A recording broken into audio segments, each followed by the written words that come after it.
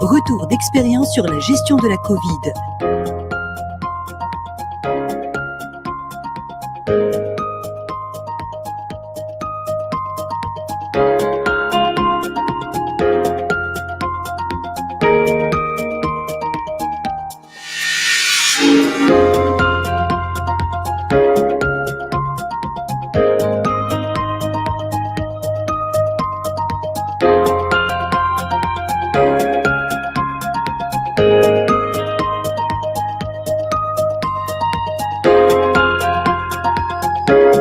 Retour d'expérience sur la gestion de la Covid.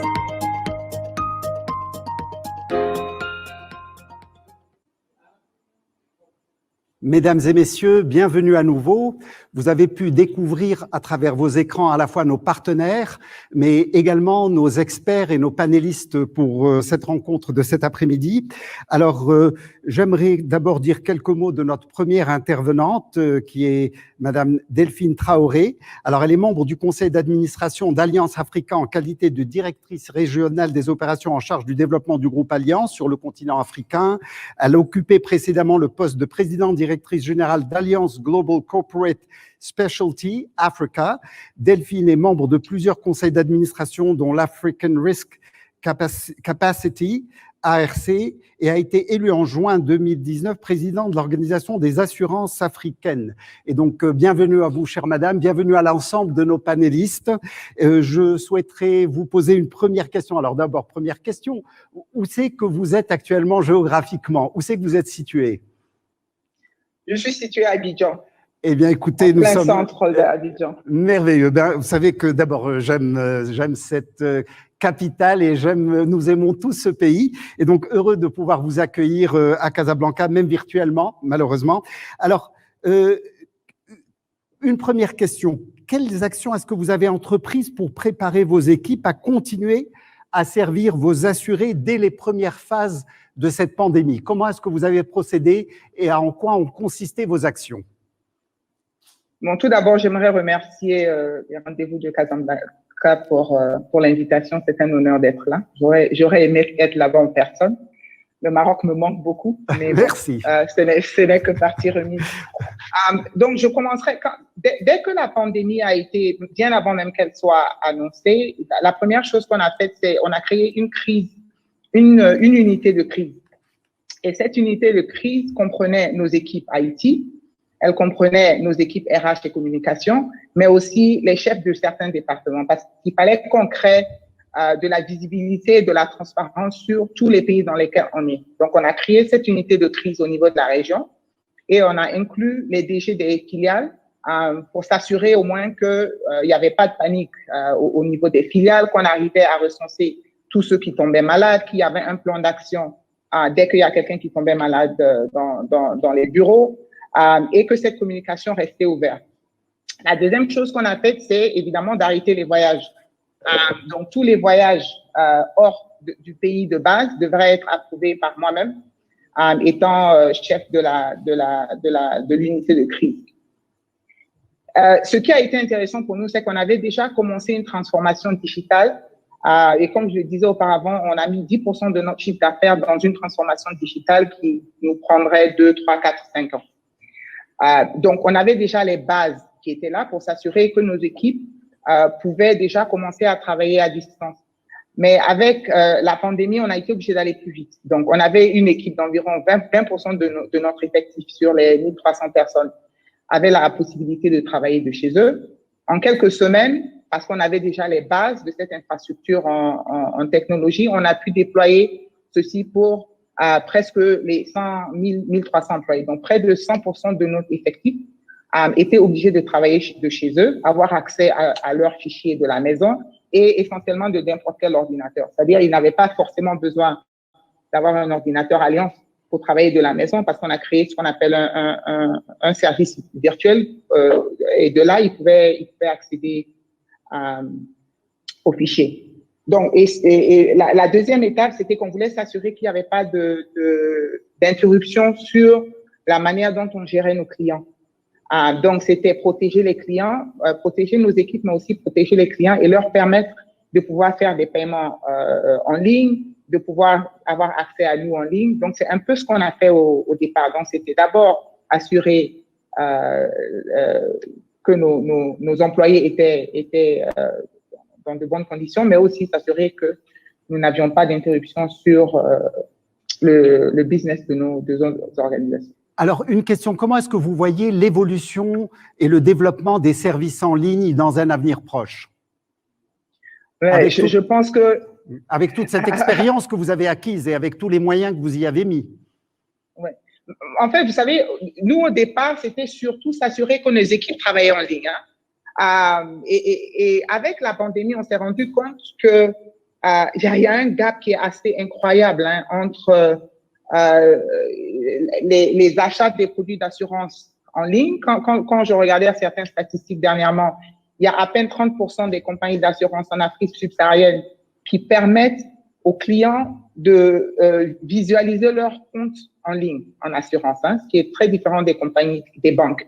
Et il y avait à peine 5% qui permettaient aux compagnies d'assurance, et encore j'exclus l'Afrique du Sud, qui permet aux clients d'acheter une police d'assurance en ligne complètement. Bon, il y a aussi des problèmes de régulation parce que la signature électronique n'est pas validée dans tous les pays. Mais on s'est rendu compte qu'on ne peut pas parler d'augmenter la pénétration de l'assurance en Afrique sans parler de digitalisation. On peut continuer à se battre sur les mêmes parts de gâteau, mais on pense qu'il y a une opportunité qui est assez importante, surtout pour ceux qui ne sont pas encore assurés. Et la seule manière, ou la manière la plus effective d'atteindre ces gens-là, c'est à partir de tout ce qui est digitalisation. On nous parlait, je pense qu'Orange nous a parlé de 400 millions en Afrique de mobile wallet. C'est de dire comment on peut vendre de l'assurance à tous ces gens qui ont des mobile wallets, par exemple. Donc, je pense que la pandémie devrait faire réfléchir les compagnies d'assurance. Et en ce moment, je parle au nom de l'Alliance, mais aussi au nom de l'OAA, et voir comment on peut digitaliser, permettre à ces sociétés-là de pouvoir avoir accès aux produits d'assurance sans avoir à venir dans nos bureaux. Merci beaucoup et vous restez avec nous. Nous allons recevoir également des questions du public, très certainement de nos auditeurs, et donc j'aimerais très certainement revenir vers vous pour d'autres questions. Alors je voudrais maintenant poser une question à Monsieur Youssef Fassi Fihri. Bienvenue à vous, Monsieur Fassi Fihri, et heureux de vous revoir, même si c'est à travers un écran. Très heureux de vous rencontrer à nouveau. Quelques mots sur le parcours de Monsieur Youssef Fassi Fihri. Alors depuis 2016, il assure la de la Société Centrale de Réassurance. Alors, son parcours professionnel s'est distingué par l'accompagnement de nombreuses grandes entreprises stratégiques au niveau national dans leur démarche de restructuration, de redéploiement. Monsieur Fassi Fihri a œuvré à la restructuration de la SCR en pilotant 2 plans de transformation stratégique, et ce, dans un contexte réglementaire et concurrentiel particulièrement difficile. Alors, une première question pour vous, Monsieur Fassi Fihri. Comment est-ce que vous avez réussi au départ à mesurer, limiter, préserver les impacts de la crise sanitaire provoquée par le Covid-19? Bonjour. Bonjour. Par rapport à cette première question, et je dirais, il était important quand on a eu connaissance début janvier, je dirais, de cette crise, de commencer à réfléchir et à mettre en place toutes les mesures qui étaient nécessaires pour limiter, je dirais, l'impact au niveau et de mesurer ces impacts-là au niveau de l'entreprise. Donc, je dirais notre signature au sein de la SCR, c'est créateur de résilience. Donc, il fallait, je dirais, par cet ADN, s'imposer et se donner cette religion et cette conviction aussi forte. Et donc, il était nécessaire donc, de travailler sur d'abord ce travail de distanciation. Donc, 10 jours avant la décision gouvernementale de considérer que le confinement était décrété, je me suis mis 10 jours avant, je dirais, moi-même, j'ai été confiné et j'avais la certitude comme quoi tous les applicatifs métiers étaient donc disponibles et en service.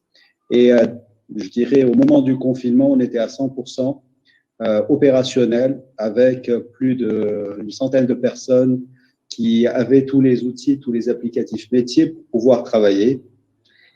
Donc, c'est un élément qui était essentiel. Bien sûr, on a mis en place une cellule d'écoute et de soutien psychologique, puisqu'on est dans une période qui a été relativement très étrange, accompagné par un psychologue pour maintenir, je dirais, le mindset des équipes.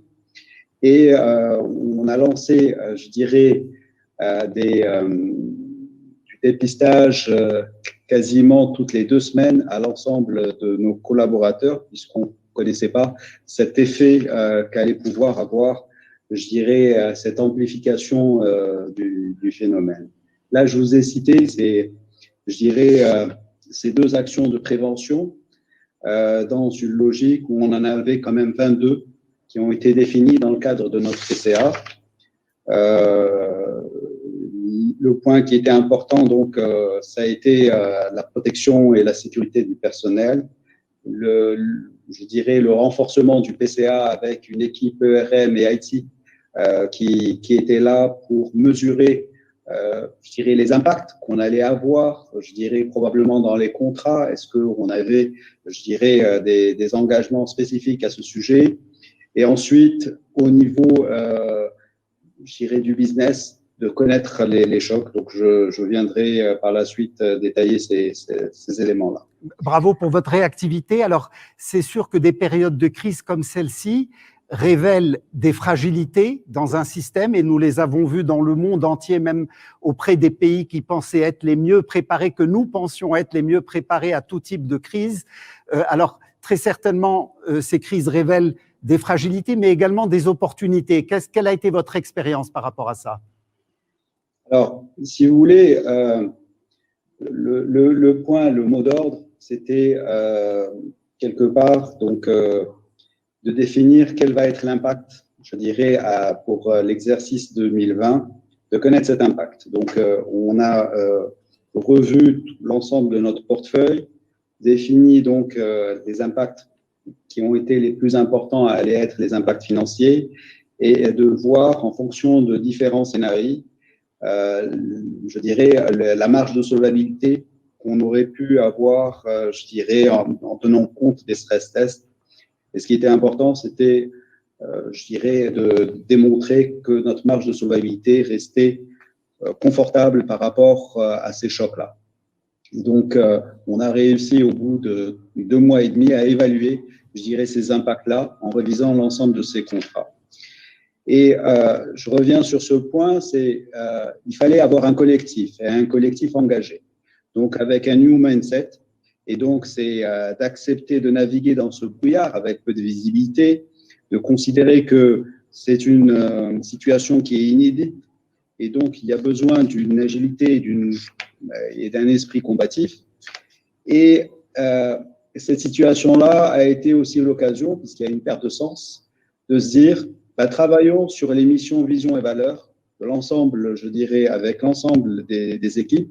Donc, on a pris, je dirais, par les moyens virtuels qui existaient, je dirais, des séances de travail de façon à, je dirais, ancrer une certaine notion d'appartenance et de pouvoir, je dirais, renforcer le lien dans cette situation qui était quand même une situation tragique. Et donc, plusieurs ateliers collaboratifs ont été mis en place. On a travaillé sur cette partie-là. Et j'ai considéré qu'à partir de là, je dirais dans cet élan, il était intéressant de se dire, bon, comment on transforme ce sujet-là et quels sont les mécanismes à déployer. Et à partir de là, on s'est dit, on va lancer un nouveau plan stratégique. On va lancer un nouveau plan stratégique et on l'a fait en pleine période, je dirais, de Covid. Ça a été magnifique. C'était une expérience pour moi, je dirais, très, très belle puisqu'on était chez nous et il fallait réfléchir, je dirais, sur ce nouveau plan stratégique. Et donc, situation de crise, ça crée de l'adrénaline et on a défini, je dirais, différents piliers sur ce plan stratégique.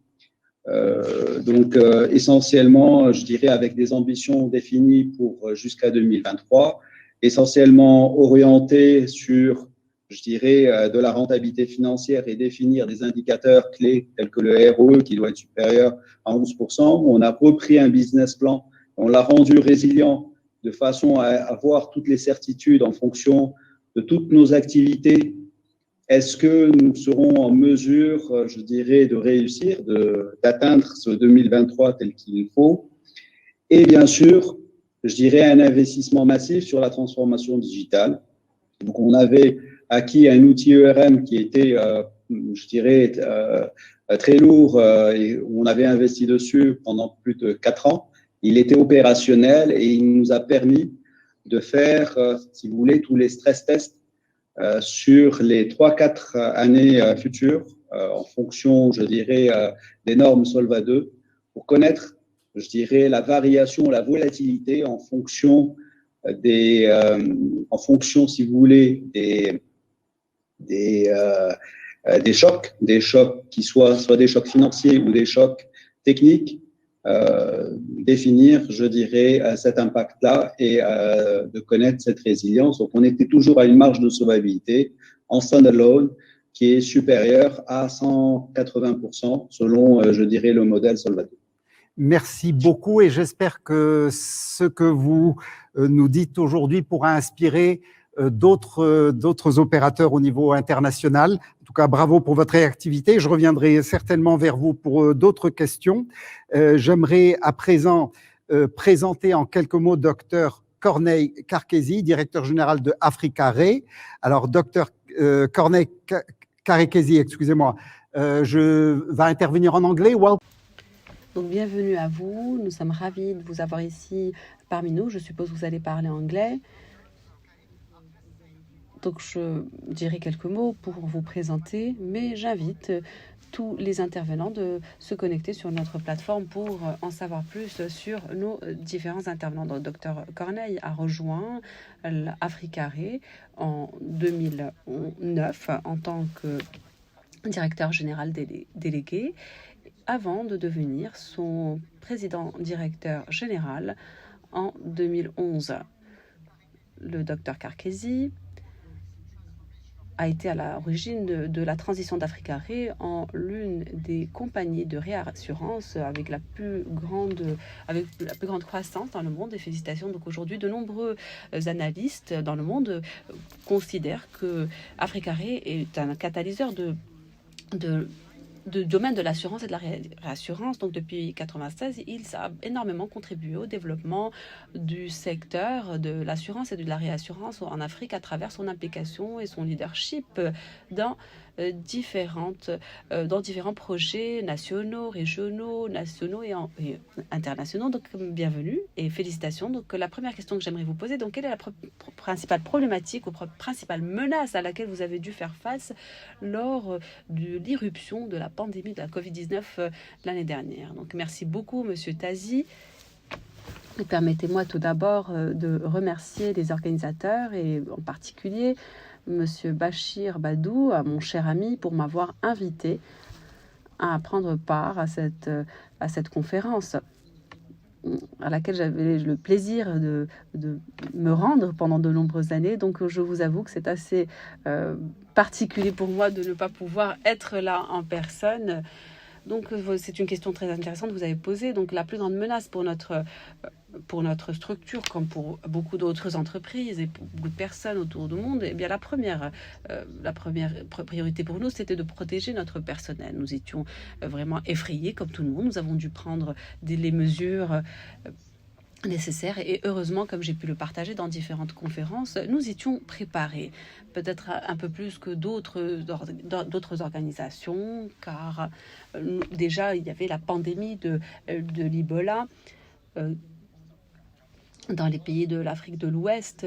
Donc nous avions certains réflexes, nous avons très rapidement pu mettre en place, nous avions des désinfectants, nous avions donc les plans de continuité de l'activité qui étaient en place, donc la gestion de différentes politiques de gestion de catastrophes, donc il fallait simplement les déployer. Mais bien entendu, ça n'était pas facile d'avoir tout notre personnel qui était confiné sans pouvoir se réunir, et pourtant nous devions produire une performance supérieure comme nous avions l'habitude de le faire.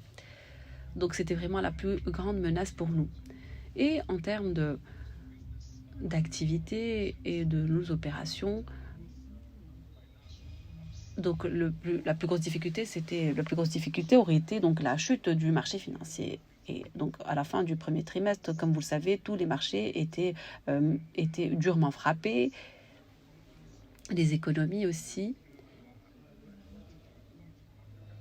Et un point particulier pour Africaré, c'était la chute des cours de devises, étant donné que toutes nos opérations se font en dollars. Donc c'était un énorme impact. Donc c'était une énorme menace pour notre activité, sur notre bilan et à notre capital.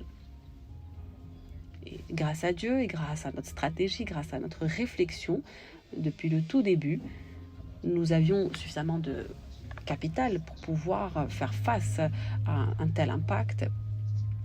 Et aussi, nous avons pu reprendre une vitesse de croisière au mois d'août, et ainsi nous avons pu revoir notre budget révisé pour 2020. Donc je peux vous dire que pour l'instant, ça va. C'est vrai que nous avons eu quelques craintes, mais tout s'est bien passé. Donc, est-ce que vous avez considéré que vous avez réussi à franchir ce cap difficile, exceptionnel? Et si vous avez réussi, quels sont vos indicateurs de mesure? Comment vous pourriez exprimer ce dans quoi vous avez réussi et comment? Alors oui, je peux dire que nous avons réussi de manière brillante. Et je pense que la plupart des marchés de l'assurance dans le continent et même la réassurance se sont très bien portés en termes de paiement de primes, en termes de ratio combiné. Oui, en effet, il y a un impact de la Covid-19 qui nous a frappés tous, mais la plupart de nos acteurs de marché disposaient des capitaux nécessaires pour faire face à la crise. Et si vous voyez ces sinistres, ils ne sont pas aussi importants que les précédentes catastrophes naturelles que nous avions, car nous sommes en train de parler de 96 milliards. Donc pour que Africaré soit en deçà des 300 milliards, je peux dire que nous avons réussi à avancer, à croître, et nous avons quand même été un peu touchés avec la récession de certaines devises autour du continent. Donc malgré l'environnement de faibles taux d'intérêt, comme vous le savez, de nombreuses économies ont réduit les taux d'intérêt, nous avons pu afficher une très bonne croissance en termes d'investissement et de très bons retours sur nos investissements. Et cela, encore une fois, est grâce aux marchés financiers qui se portent très bien et qui ont pu finir sur une note positive sur le plan opérationnel. Ce qui est assez ironique, c'est que le fait de travailler à distance a été extrêmement productif pour nous. Et nous avons ainsi déployé deux projets IT importants. Donc c'était la rénovation de nos systèmes informatiques. Donc pour l'un, c'était Oracle Business et un autre système de réassurance. Et nous les avons déployés dans les temps, dans le budget et avec la qualité attendue, comme j'ai pu l'expliquer auparavant. Donc nous sommes toujours en train de voir quelles sont les raisons derrière cela. C'est vrai que parfois nous se retrouvait avant à perdre du temps, à nous déplacer pour aller au bureau, alors que là nous avons nos collaborateurs qui travaillent dans toute flexibilité de chez eux. Mais grâce à Dieu, nous avons une excellente performance dans la mise en œuvre de cette transition vers le travail à distance. Donc merci beaucoup, j'espère que ce que vous dites ne va pas inspirer certains de nos décideurs à provoquer de nouveaux confinements, mais félicitations pour vos réalisations. Donc c'est un plaisir pour moi de pouvoir présenter notre quatrième panéliste, M. Daniel Steen. Bienvenue. bienvenue à Casablanca, même si ça n'est que virtuellement, mais nous espérons avoir le plaisir de vous accueillir en personne bientôt. Donc, Monsieur Steen est le vice-président de la American Property Casualty Insurance Association. Donc, Dan Steen est le vice-président de cette association, et puis il essaye de mettre en avant des initiatives sur la défense juridique et les réformes juridiques au niveau étatique et fédéral. Ses rôles de leadership incluent la présidence des politiques de réforme pour le sous-comité des manufacturiers, et il siège aussi sur le conseil de différentes associations aux États-Unis. Il a beaucoup travaillé en Europe, en Amérique du Sud et dans la région asiatique et du Pacifique. Donc, bienvenue. Où êtes-vous basé actuellement? Donc, je suis basée à Washington. Tout comme mes collègues sur ce panel, nous sommes confinés depuis plus d'1 an. Donc, je pense que nous avons tous appris à travailler à distance, et ce qui est certain, c'est que notre association, donc l'American Property and Casualty Insurance Association, est aussi dans la même situation que d'autres organisations autour du monde. Et nous sommes tous en train de travailler virtuellement au niveau étatique et fédéral. Alors, comment ça se passe en termes de performance?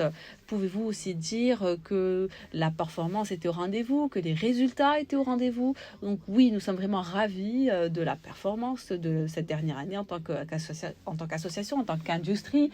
Nous pensons que nous avons très bien travaillé, et notre organisation porte essentiellement sur les questions se penche essentiellement sur les questions juridiques, politiques, et donc notre personnel, de toutes les manières, sont derrière leurs ordinateurs. Mais c'est vrai que quelques défis que nous avons rencontrés, c'est le fait de pouvoir nous réunir en personne. Nous avons des bureaux à Washington et à Chicago, donc c'est vrai que nous avons dû mettre en place tout un plan de travail pour optimiser notre travail virtuel, bien que nous étions déjà habitués à le faire, vu que nous avions des bureaux dans différentes villes. Et nous avions Suzanne tout à l'heure qui a pu parler du secteur de l'assurance américain.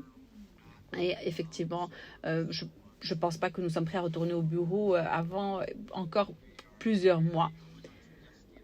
Donc j'espère que les bureaux ne seront pas trop poussiéreux lorsqu'on y retournera.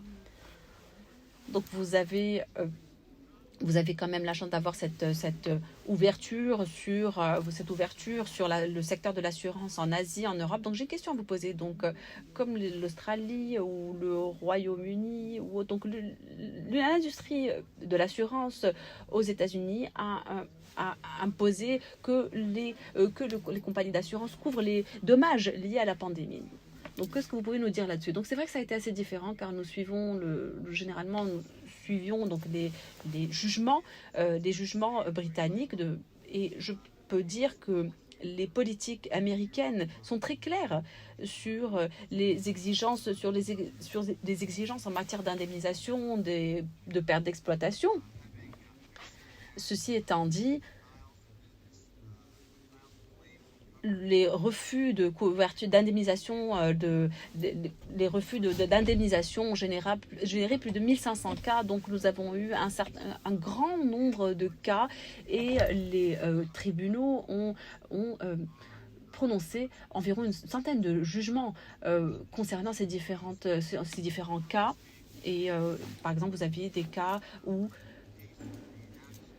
l'action a été éliminée avant même de passer au tribunal. Et nous avons environ une centaine de jugements sur ces différents dossiers, la plupart qui étaient en faveur des assureurs, car en fait les polices d'assurance étaient très claires. Et d'ailleurs, la première décision que nous avions au mois de juillet dans l'État du Michigan, eh bien, un juge étatique avait jugé que donc, en fait, un opérateur ne pouvait pas couvrir un assuré pour des dommages liés à la pandémie. Ce qui est vraiment un seuil pour la perte d'exploitation pour toutes nos polices dans ce sens aux États-Unis. Et même si cet assuré avait pu justifier une perte d'exploitation, il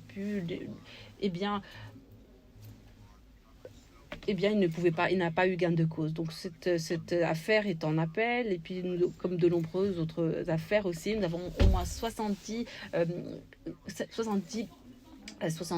tribunaux fédéraux et étatiques qui ont qui ont émis des jugements sur différentes affaires. Eh bien, donc, toutes ces affaires-là continueront. Donc, mais je dois dire que l'industrie américaine est vraiment assez satisfaite du déroulement de la chose et comment le système juridique gère les choses. Et donc, votre association a proposé un programme de plan de continuité de l'activité, qui est aussi connu sous le nom du BCCP, et d'autres propositions ont été faites. Donc, que pouvez-vous nous dire sur les propositions de l'industrie de l'assurance et d'autres propositions qui ont pu être faites? Donc, alors, nos collègues, depuis le début de la pandémie, eh bien, nous réfléchissons déjà à la prochaine pandémie et nous travaillons en étroite collaboration avec nos partenaires, donc les compagnies des mutuelles et le Big I, qui représentent environ 90% du secteur de l'assurance. Et ensemble, nous avons mis en place ce programme de continuité de l'activité et pour assurer une protection de toutes les entreprises participantes. Donc ça a fait l'objet d'un grand débat aux États-Unis, et depuis l'été dernier d'ailleurs. Et nous n'étions pas les seuls à faire des propositions, comme vous l'avez expliqué. Il y a aussi une proposition qui est toujours en cours d'ailleurs depuis la dernière réunion du Congrès, donc par un membre du Congrès qui se concentre sur le secteur de l'assurance pour pouvoir créer un nouveau programme sur la couverture des risques liés au terrorisme, donc le TRIA, qui permet donc aux assureurs de couvrir ces différences. Donc le APCIA et nos partenaires ont pris la position que l'assurance n'est pas appropriée dans ce cas-là, sur la base de 5 principes. Donc déjà, ça n'est pas assurable. Le potentiel ou la magnitude de la crise ou des crises requiert une solution fédérale. Donc c'est le gouvernement qui doit agir. Et la protection fédérale doit être administrée simplement et doit être subventionnée pour qu'elle soit abordable pour les petites entreprises. Il faut aussi une certitude de recouvrement, et aussi les assureurs peuvent jouer un rôle pour administrer ces programmes. Donc, sans rentrer dans les détails, on pourrait passer 1 heure à analyser ces programmes dans le détail, mais je peux vous dire que nous avons eu une réunion pour nous pencher sur ces différentes propositions en septembre puis en novembre, et au final, la législation n'a pas été promulguée sur le BCCP et les différentes propositions. Et je pense que, selon l'interprétation des différents acteurs de marché à travers le monde, c'est que les États-Unis ont dépensé des milliers de milliards de dollars pour non seulement soutenir des entreprises, mais aussi de soutenir les employés. Et avec cela, il y a une certaine pause aujourd'hui qui est liée au coût lié à ces programmes. Et ceci peut-être est en faveur de notre industrie et aussi de nos assurés, car effectivement c'est très difficile de prévoir la prochaine pandémie alors que nous sommes déjà en plein dans cette pandémie. Donc et je dois dire que tous ces efforts, nous consacrons pleinement sur ces nouveaux programmes. Mais ce qui est sûr, c'est que la cadence est un peu ralentie pour pouvoir créer une solution pour la prochaine pandémie. Donc merci beaucoup, Monsieur Danielstein, merci beaucoup. Donc, nous n'avons plus beaucoup de temps devant nous, donc je vais rapidement redonner la parole aux panélistes pour la prochaine question. Et alors, ma question, je souhaiterais l'adresser à Madame Delphine Traoré. Je rappelle que vous êtes présidente de l'Organisation des assurances africaines. Alors, comment est-ce que votre croissance et votre santé financière ont été impactées par cette crise? On a entendu de la part d'autres intervenants disant qu'il n'y a pas eu d'impact sur les résultats. Est-ce que ça a été le cas pour vous? Non, ça n'a pas été le cas pour nous, pour être honnête. Nous avons eu des impacts sur la croissance. Nous avions une croissance en général de 10 à 15% chaque année. Et en 2020, on est resté plus ou moins au même niveau. Au début de la pandémie, on avait moins de sinistres, évidemment, parce qu'il y avait moins de voitures en circulation, il y avait moins d'activités. Mais on a recommencé à voir cette activité changer un peu vers la fin de l'année. Donc, on a eu une année financièrement difficile. Je pense que ça a été l'année la plus difficile pour nous depuis la création de l'Alliance africaine. Mais on se dit qu'en 2021, on a déjà commencé l'année en bonne position et on pense que ça va continuer. Une des choses qui était importante aussi pour nous, c'est de s'assurer qu'on avait la liquidité parce qu'on avait certains clients qui n'arrivaient plus à payer leur sinistre, leur prime d'assurance. Donc, il fallait aussi s'assurer où il y a d'autres qui demandaient à les payer un peu plus tard, etc. Donc, il fallait s'assurer que dans nos filiales, on s'assurait qu'on avait une visibilité un peu plus claire sur la liquidité avant de rentrer dans des situations difficiles. Donc, pour nous, ça a été une année assez difficile, pour le dire. Merci beaucoup, chère madame, et merci d'avoir été avec nous. Monsieur Youssef Fihri, sur la question de l'avenir, comment voyez-vous l'avenir proche dans ce beau secteur qui est celui des assurances? Quelles sont vos visions, votre vision sur la question? Je pense qu'il faut être très prudent, c'est-à-dire que, à mon avis, la crise, elle est encore devant nous. Il va falloir consommer ces moments, je dirais, avec une certaine humilité, puisqu'il peut y avoir des évolutions.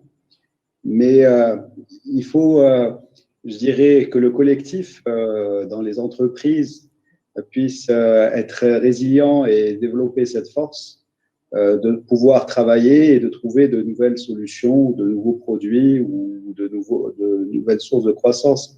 Nous, pour notre part, on a eu une croissance, je dirais, qui frôle les 30%, mais qui est relative pas uniquement au Covid, mais qui est relative, je dirais, à différents projets qu'on avait déjà initiés.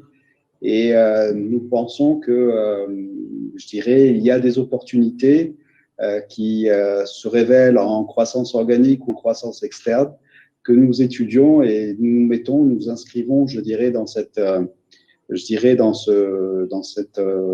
logique-là, avec bien sûr le retour sur investissement pour un ROE qui reste intéressant pour les actionnaires, puisqu'on est sur un ROE en moyenne de 12%. Donc, restons confortables. Mais le point qui est important, c'est de s'assurer que les placements financiers ou le cash, comme a dit Madame Traoré, est un sujet il faut rester prudent, je dirais, et surtout humble. Surtout humble, parce qu'on ne connaît pas, je dirais, les impacts sur les années futures. Merci beaucoup. Alors, Dr. Karkezi, what's the single most learning from this experience managing COVID in a few words, please? If you had to say in a few words, most important learning, and I'll be asking also Mr. Daniel Steen, the most important learning in a few words. We can't hear you. Wait, please. Il y a un problème de son. Sorry.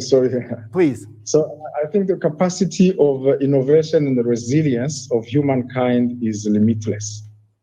We have seen that we can do a lot better and quicker.